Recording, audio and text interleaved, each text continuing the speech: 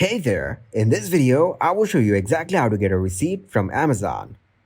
First of all, open the Amazon app. Click on your profile at the bottom. Click on Your Orders. If you ordered something, then there is a list of orders. The items which are not delivered yet, you cannot get their receipt. Once they are delivered, then you can download the receipts. There is an invoice option with the delivered items. Click on Invoice and select Invoice 1. It has been opened in the new tab, and it has all the information about your item, your name, billing address, and the delivery address.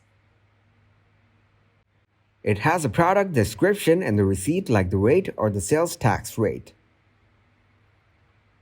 You can download it simply by clicking on the download button at the top right corner. Thank you very much for watching, and don't forget to like the video and subscribe to the channel.